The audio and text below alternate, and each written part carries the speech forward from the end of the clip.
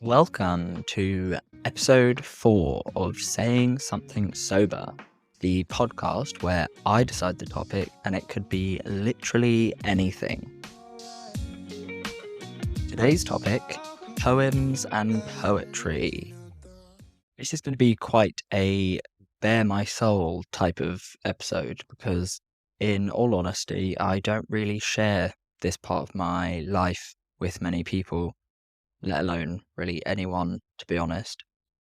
I used to, when I first started writing poetry, I used to put them up on Instagram, create a little image and share it on Instagram. But there was a little bit of being made fun of, and the effort of keeping it up was too much because I had to create the visual. And from there, I kind of got more cagey with it.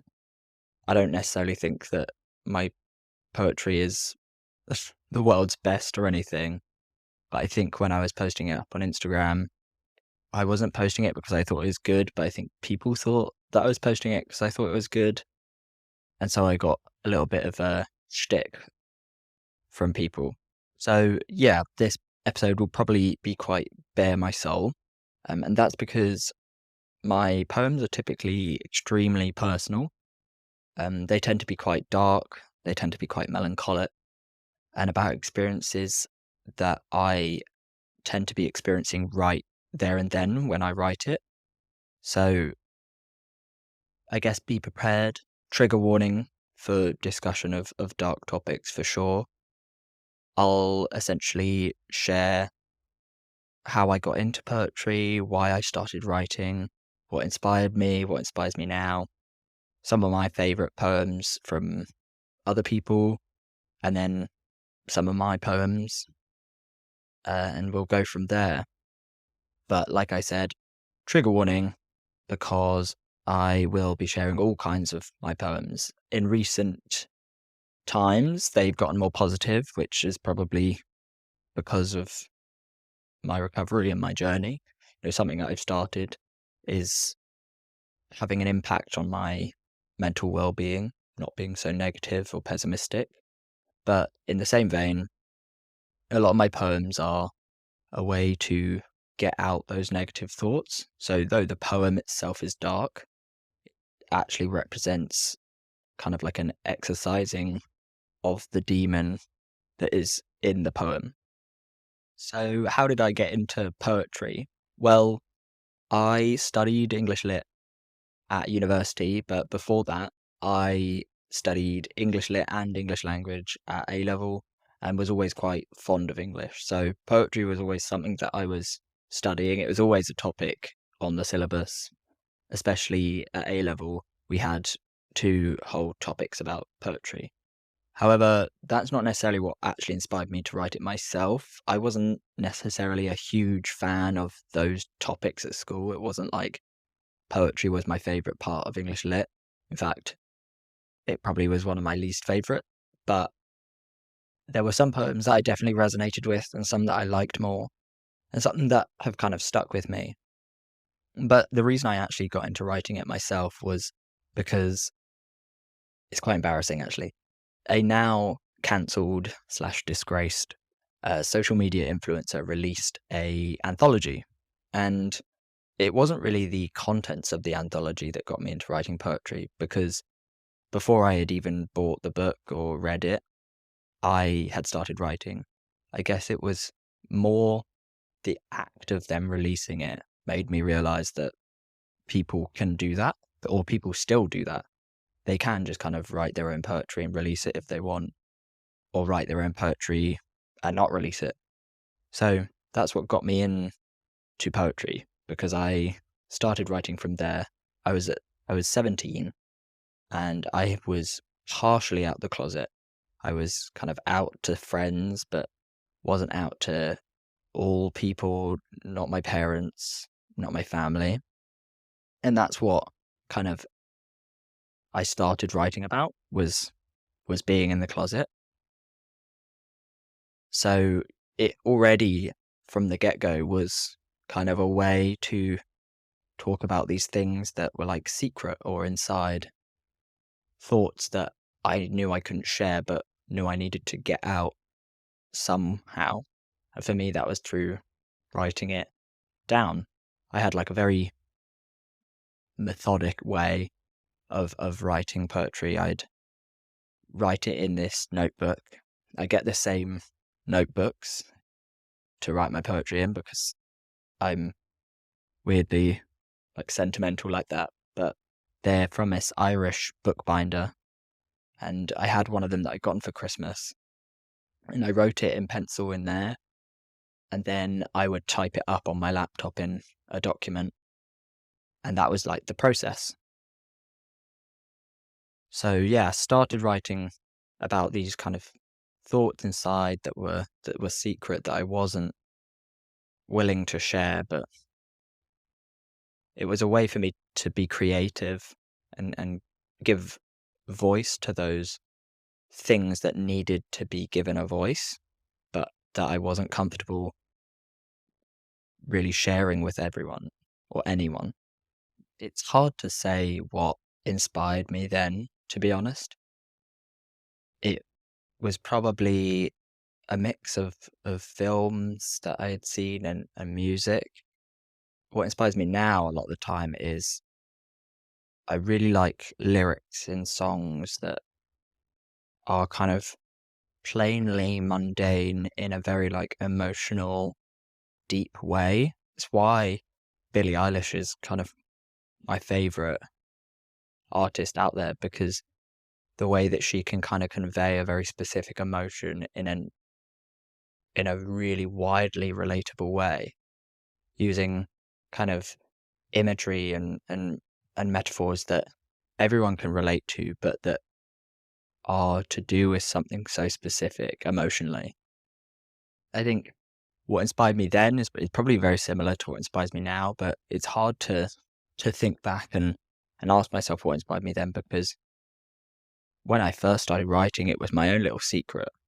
I didn't really share it with anyone for a good while. I had this one book that I'd gotten for Christmas, this little notebook, and that was what I wrote into. And there was, hundreds of pages, so I didn't need not worry for a while. But eventually I did kind of ask for a new notebook, and everyone knows that I like to write poetry, and everyone kind of knows in my family, but I don't like actively share poems with them. In fact, I'm not sure they've ever really read one. I don't know. I think like poetry gets kind of a bad rap, you know. It's seen as this kind of artsy thing that is a bit airy fairy and, you know, rupee core with milk and honey is that kind of idea of what poetry is. But I think what people don't kind of understand is that poetry is like everywhere, really. I mean, when you're watching a film and there's just a quote or a line in the film that just is written so perfectly, so kind of it just fits and flows really, really well. That is poetry in a way. I mean, in my kind of journey that I'm on right now, there's obviously a lot of talk around sobriety, around kind of a higher power or God. And kind of early on, I identified that sometimes when I'm feeling low, specifically really low or down or anything, the words to describe how I'm feeling seem to come very naturally when I put it into a poem. I find it very difficult to verbalize how I'm feeling to people, especially in the moment. But when I'm writing a poem, I can find a way in some kind of metaphor or something. I can find a way to convey what I'm feeling a lot more accurately than I would if I was just speaking. But what I mean by poetry is everywhere is, for example, one of my favorite lines from a film that is kind of indicative of poetry. It's from Pride and Prejudice. And it's quite famous, so people will probably recognize it, but it's the quote where she says, "I'm 27. I have no money and no prospects. I'm already a burden to my parents, and I'm frightened." And it's just so perfectly written in a way that conveys so much like fear, and it's so relatable that you could almost imagine opening up a poetry book and on a page it just says those lines in 3 lines or 4 lines with a title for the poem, and that's it. I just think people kind of miss how poetry has impacted the world long term. When I was studying abroad in Sweden, I learnt about this concept called the total work of art, which was created by this guy called Wagner, I think, who is a conductor. And he kind of said that there is this point of work of art where all the key pillars of art come together to create the total work of art. And those kind of pillars are like rhythm, performance, wordplay of some kind, and music in some kind. And poetry is part of that, you know, poesis or whatever. It's in everything, in the way that words flow, in the way that things sound right, and sometimes things don't. You know, it's when you're listening to a song and it scratches that itch because however they've written the words just sounds right. Or where you're listening to a song and you're singing along and you try to guess the word and it's a different word, but you know that the word that you put just sounds better. It just flows better. That's poetry. So I have 5 of those notebooks that I mentioned in front of me, and I've actually neglected writing my poems in there for a long while. So I have about 100 on my phone that aren't even in there. But I'm going to start with a poem from Emily Dickinson, and it's called Hope.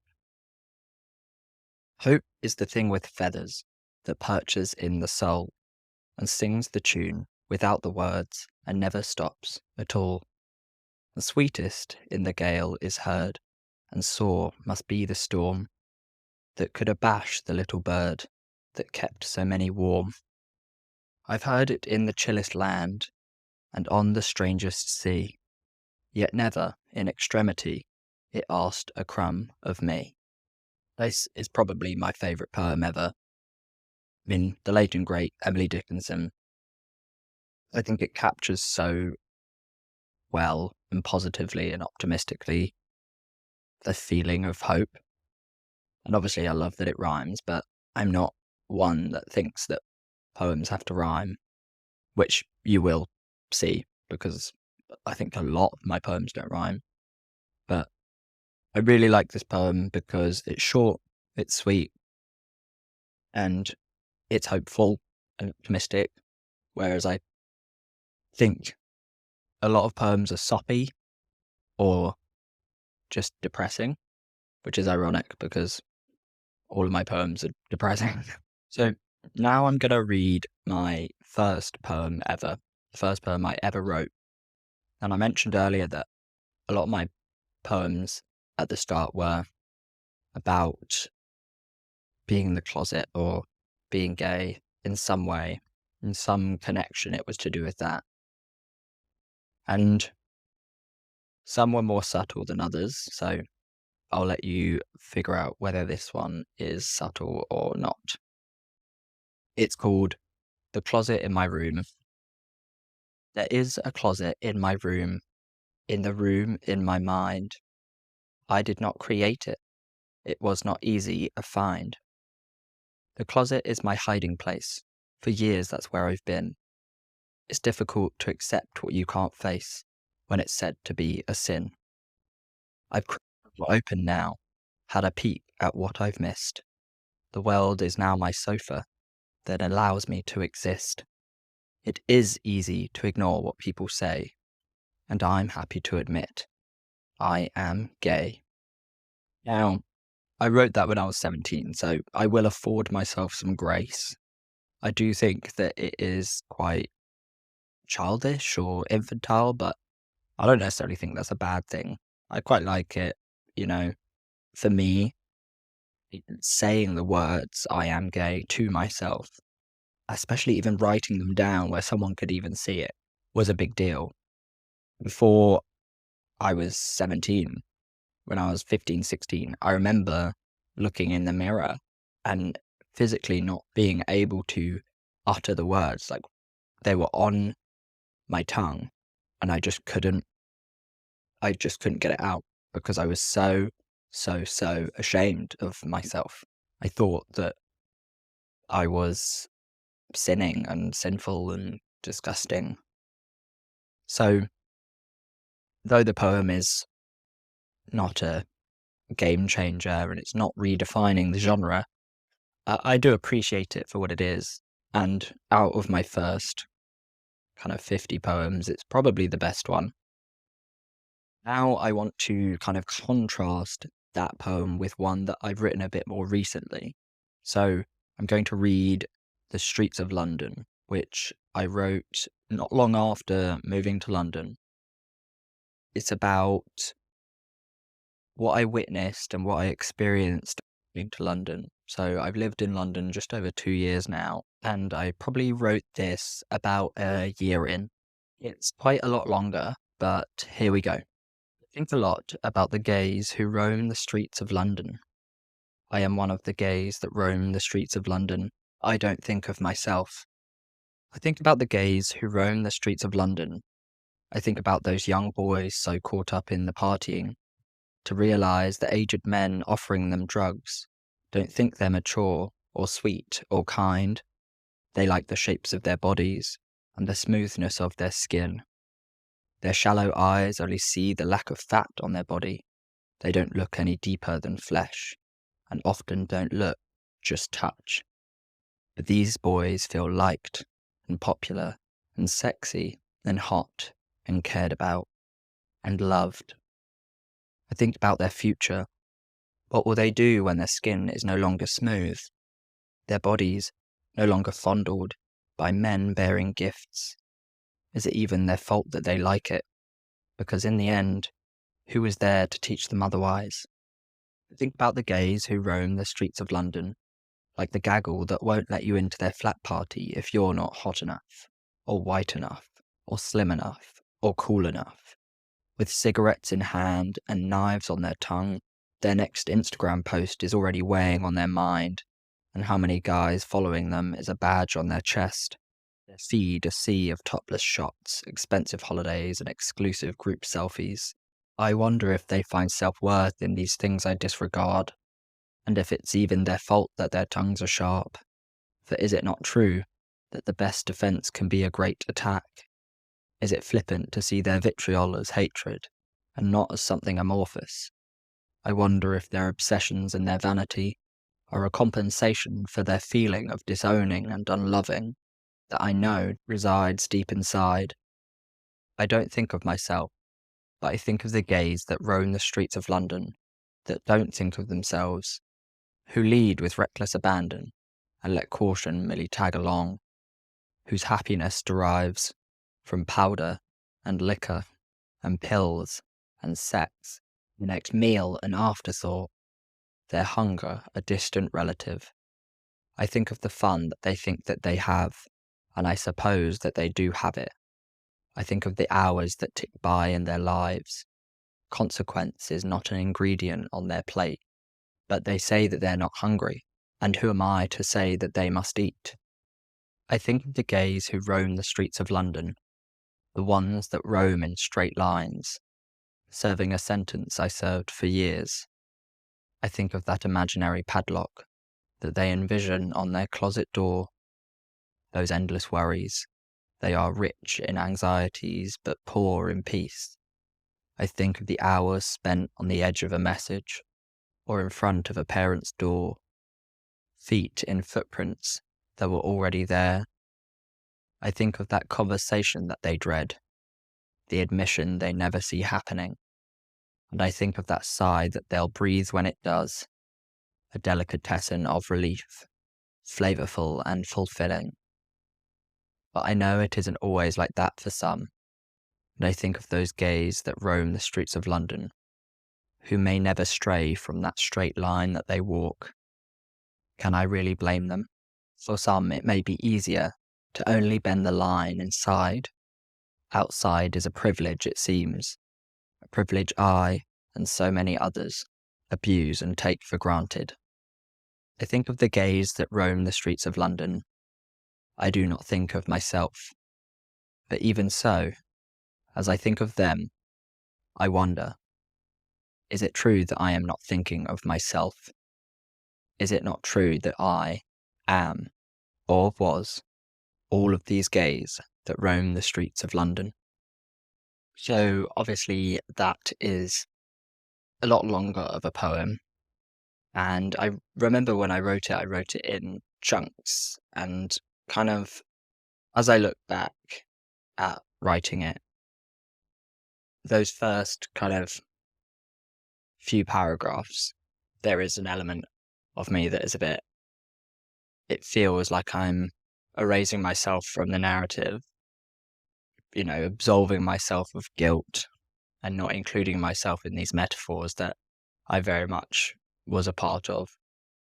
I was both the perpetrator and the victim of probably all of those situations. And I think as I was writing it, that last paragraph I probably added on because I felt that it read as if I was seeing myself outside of this story that I was telling, which I'm definitely not outside of. I'm definitely wholeheartedly a contributor and a participant, which, it is what it is. I think the gay community in London is great. It's, where I've made most of my friends. It's very easy to connect with people, but it also has a bit of a dark side that I think people aren't totally aware of or aren't totally willing to admit. And that's kind of what I talk about in the poem. I mean, I was probably a year into living in London, like I said, and it can be intense. There's no escape from London whilst you live in it. It's all around you, and there's no kind of quiet time. So that's what I wanted the poem to be about, and it is obviously a lot longer. And I think that was also something that I really wanted, was a poem that was a lot longer, because I found that I was writing these poems that had these metaphors that were only a couple of paragraphs long. It kind of felt like I wasn't really delving into the metaphor, or I wasn't really delving into the story of whatever I was writing about. So I wanted something that was a bit more of a tale, I guess, an epic.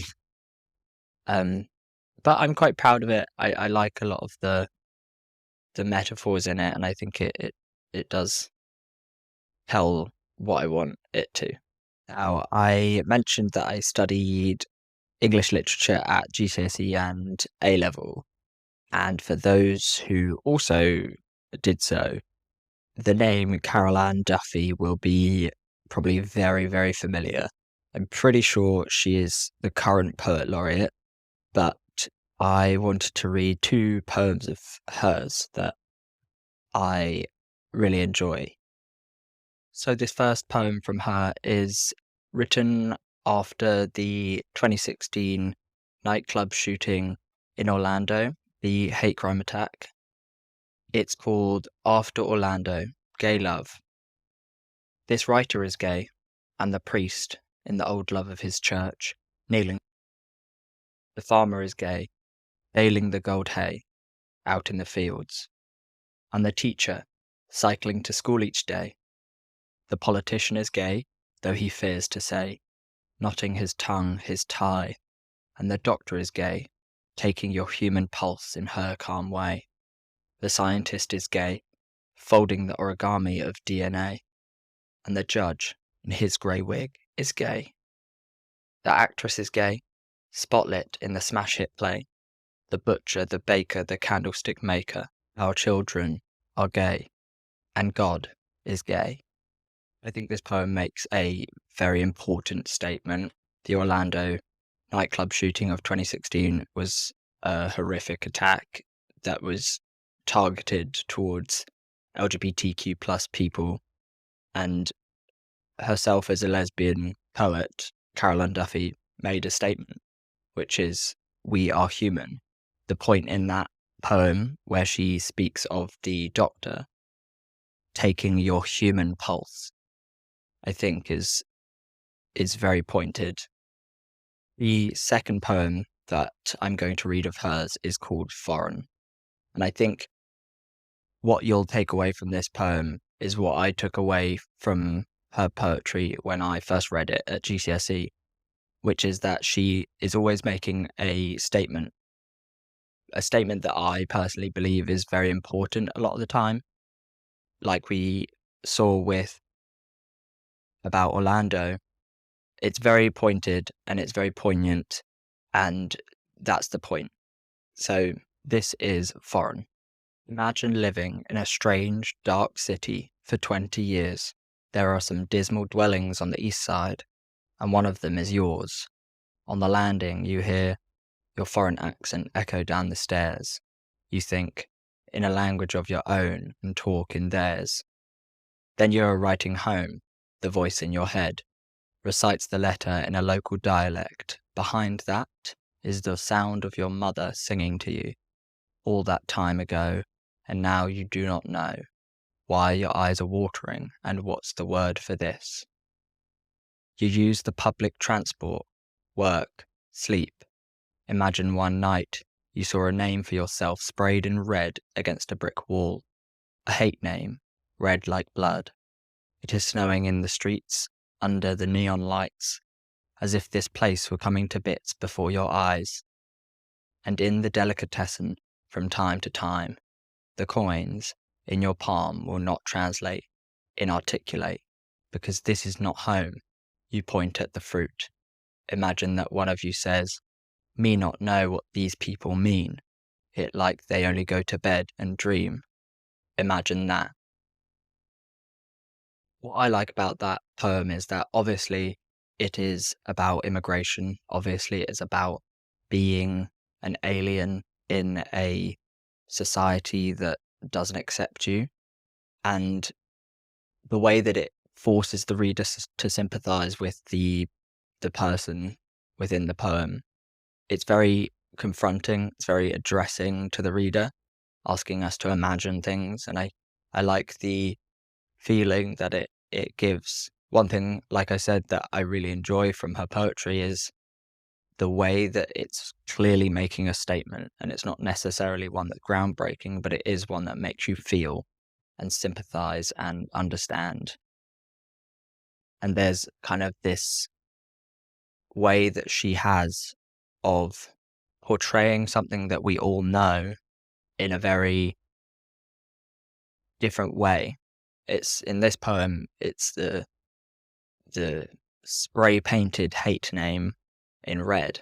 Obviously, we all know what it's referring to, some kind of slur, but it's the way that it's presented that makes us understand how it must feel to come across something like that. Because you may not know what the word means, but you know that it's intended for you. Now I want to circle back around to some of my own poetry. And obviously, in light of the podcast being called Saying Something Sober, I want to directly connect it to that journey of my own. So this next poem that I'm going to read of mine, I wrote it about the image in my head that I have of my own feature-like being that I was before. And it's not necessarily a reality. I wasn't necessarily a creature, but I kind of realized I had this internal shame, this internal deep shame that probably was sourced from some inner child or some inner version of me that I was going against with my actions. And this inner version of me was creating these pictures of who I was that were embellished versions of reality that made me look like a creature, a monster. So this is Vicarious Gremlin.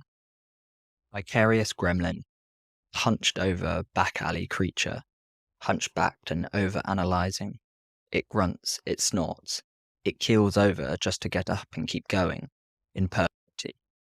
A slapstick, reflective parody of those silver screen flickering portraits that it embolizes. It gulps, it groans, eerily clear liquid floods down its throat, whilst putrid bile floats back up. It keels over just to get up again and keep going, forever and ever, in perpetuity. I obviously did say that this episode was going to be a quite bare my soul type of episode, and I think that poem for me is extremely personal. I think that imagery that I had of myself was something that I almost wasn't aware of as it was happening. In fact, I wasn't aware of it. It was subconscious to a point that I don't really even remember these images, but I had a kind of not breakthrough, but kind of a breaking of the dam one time at a meeting where someone said something along the lines of how their inner child would be so ashamed of them. And it kind of brought back these very vague, faint memories that this poem is talking about, these images in my head that I remember being there, but I almost don't remember thinking or creating. And it really impacted me. And I walked up to my friend after the meeting and he asked me how it was and how I found it. And I just cracked. I just broke. The flood just overwhelmed me. The dam broke, and I couldn't reply to his question. I had to walk away because the tears just kept flowing, and I couldn't verbalize what I was feeling because there wasn't really words to describe it. These images that I'd had in my head, I wasn't even sure if they were real, but I felt something, and it was cathartic. It was good. I enjoyed it. It made me realize why I have to do these things, why I have to go to meetings, because unlocking that catharsis was worthwhile. The Vicarious Gremlin I wrote a couple of months ago, probably September maybe, or October. But this next poem I wrote it's in my first notebook, and I've just kind of scrolled through my first notebook to find one that I wanted to read. And this is probably the most confronting poem I've ever written. And I think it really speaks to what I was going through at the time. I was in first year of uni. I wasn't fully out the closet, but I was very, very nearly there.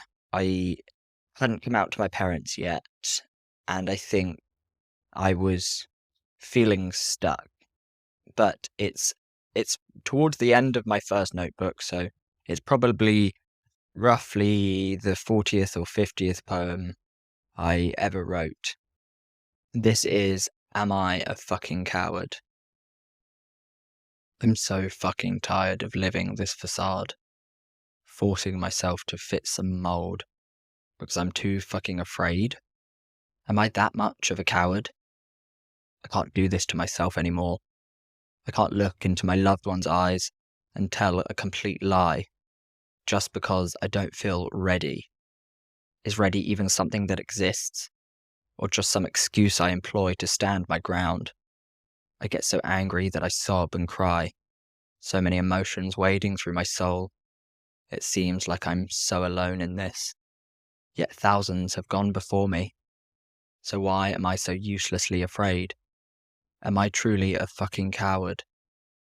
I remember when I wrote that poem that I was probably 18, maybe 19.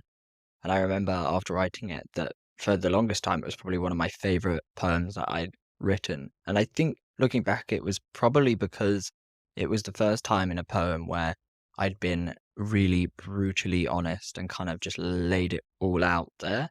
And I remember when I wrote it, it came so easily.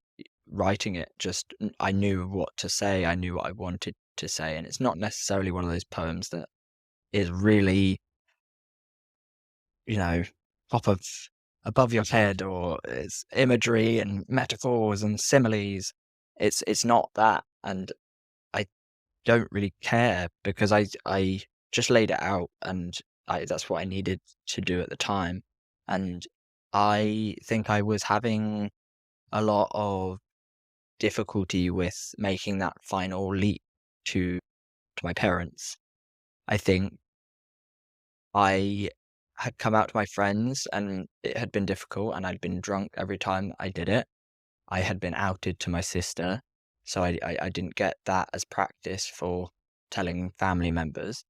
And it wasn't necessarily that I thought my parents would react badly, but I just couldn't make that leap. I was terrified. There were countless nights before I left for uni where I stood in front of their bedroom door with my hand raised to knock on the door, and I just couldn't. And I remember returning to my childhood bedroom like a dog with its tail between its legs. But what I took away from writing that poem was that brutal honesty worked, and that this kind of conversational type poem where I'm almost asking myself questions, I'm kind of talking to myself or talking to someone who's not there, that really worked for me, or like it helped me. And so that's kind of what I went ahead with on this next poem that I'm gonna read, which is actually about 5 poems from the end of my first notebook. So it's not long after I wrote Am I a Fucking Coward? So I clearly felt like that worked for me. And a lot of these poems I've forgotten that I had written, but like I'm kind of reminiscing now and coming across them again. And obviously it's been years, so it's almost been probably 7 years, maybe six, since I wrote a lot of these poems. And I do think that I've gotten better, but I think a lot of what I write now is very metaphorical. It's very, imagery based, whereas it's just very honest. So this poem is called All I Know and Feel. What am I supposed to feel? I feel like crying, but I can't. Or maybe I feel like I should be crying. Are there things I should be doing? I assumed I would feel something, but everything feels like it's the same, while also being completely different. My world isn't destroyed when I thought it would be, but my world is changed. Do I recognize it? Not yet, but it doesn't feel really all that unfamiliar. I lost something, but I don't know what, and I don't know if I need to find it. Is it better to be distraught or act brave in the face of this? Everything is so not what I expected. But then again, I don't know what that is. This wasn't it, is all I know. I don't even know the correct words, and that feels like something I should. But is what I feel trustworthy?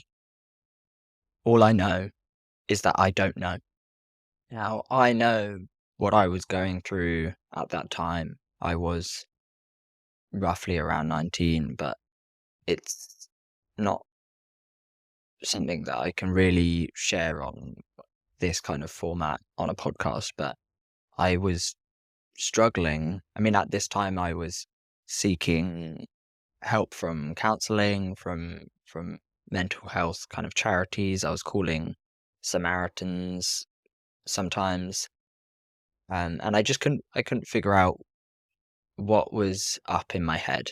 Obviously, things had happened, and that's a whole different ball game. But it's kind of the way that your brain responds is really the marker of something. And I remember before I went to uni, I had rationalized so much of these bad habits in my head that I'd come to know as just the norm. I'd grown up gay, obviously, in the closet. And because of that, I essentially had taught myself to be anxious, taught myself to be insanely critical of my own behavior, to the point that I was just constantly anxious and still am. I still deal with this anxiety, this constant self analysis of how do I look? How am I appearing? What do people think about me? Because I would walk down the corridor at school, be thinking, you're swaying your butt too much. That means that you're gay. So people will figure out that you're gay. So you need to stop swaying your butt. And I teach myself to stop walking like that and walk differently. And that's just one example. I had taught myself all of these things, and in doing so, I had these kind of negative, kind of harmful behaviors in my head. But I'd also somehow managed to rationalize it in a way that actually helped me get through. It helped me survive. I rationalized it by essentially telling myself that that is what everyone went through. I genuinely believed that everyone was in their head thinking these same things. It wasn't even comprehensible to me to believe that nobody was thinking about how they walked, or nobody was thinking about how much their wrist was limp, or whether they wore Gap because it meant gay and proud. That wasn't possible to me. To me, these thoughts, this was just the norm. And when I went to uni, I met good friend of mine who's off traveling in Australia now, and we had a conversation about just everything, really. DMCs.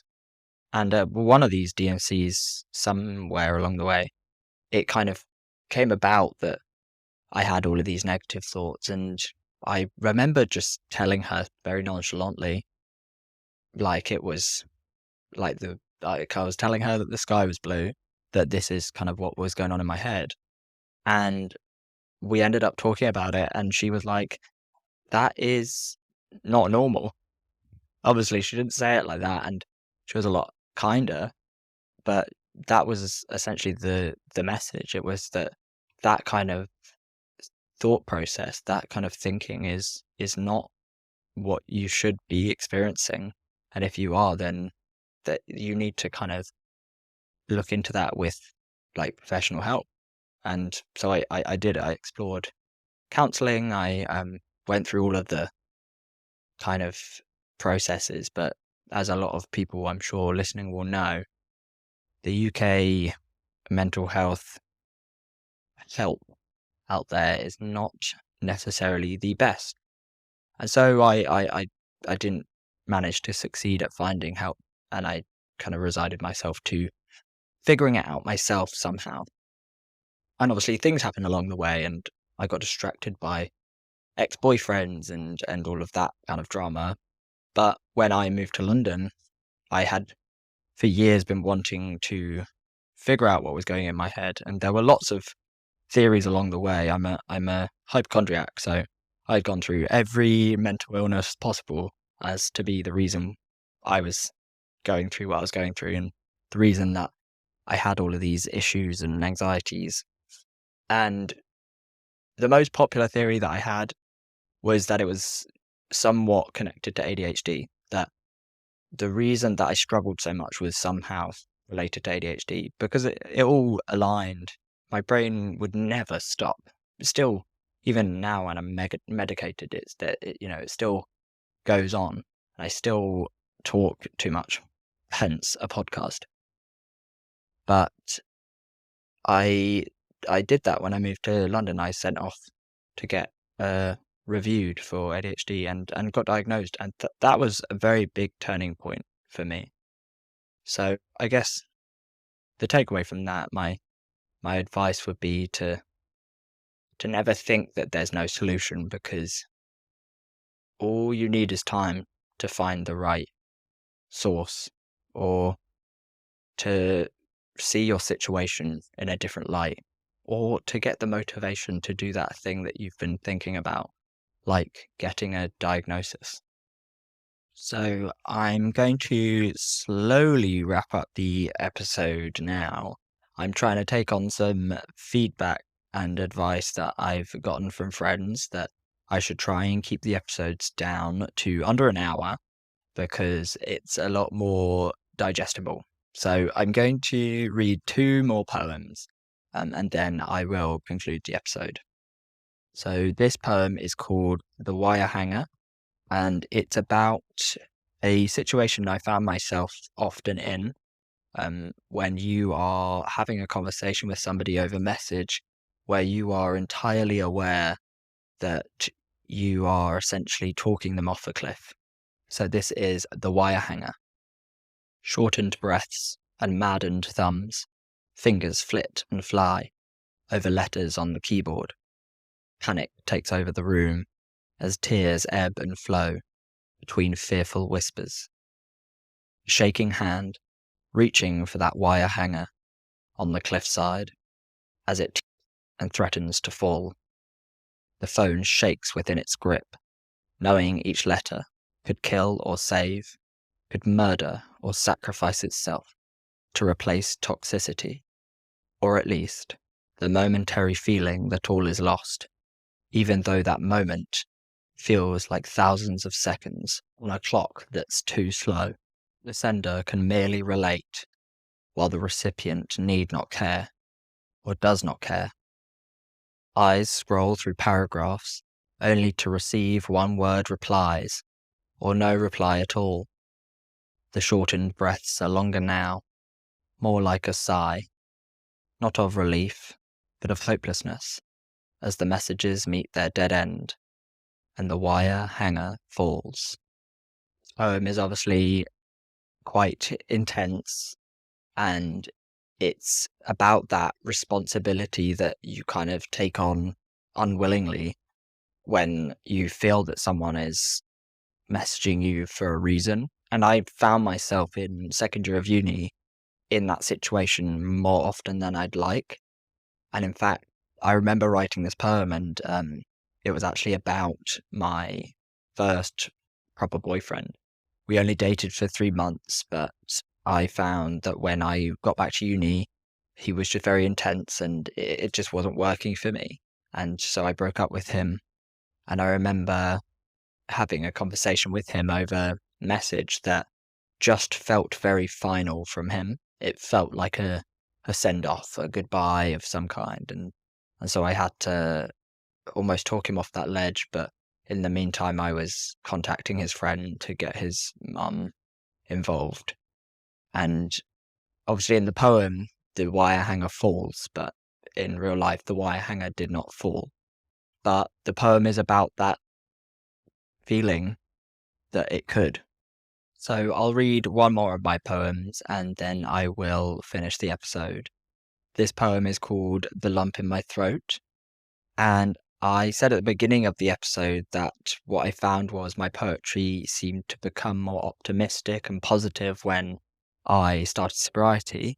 And so this poem is kind of a representation of that. And I wanted to end the episode with a more optimistic poem because I'm aware that a lot of my poems are very pessimistic. And I've explained that that's a lot to do with why I write poetry, is to get that out. But what I found in sobriety is that I also want to get these positive feelings out, almost like to bottle them. If I can distill this positive feeling into a poem, then I can always read that poem back and remember that feeling and remember why I'm doing sobriety and all of these things. So this is The Lump in My Throat. A lump in my throat, a good kind of lump, a lump that isn't really there, a phantom lump, far from fearful, more so a warmth, more so a friend, more so a cry, waiting to come out. The good kind of cry, an uncontrollable sob of affection, appreciation, and connection, all contained behind my tongue, the memories and reminders that there's more to this than what was before, that before was lost and now is found. That lump in my throat, the good kind of lump, a ball of thoughts of what I've got, that good lump in my throat.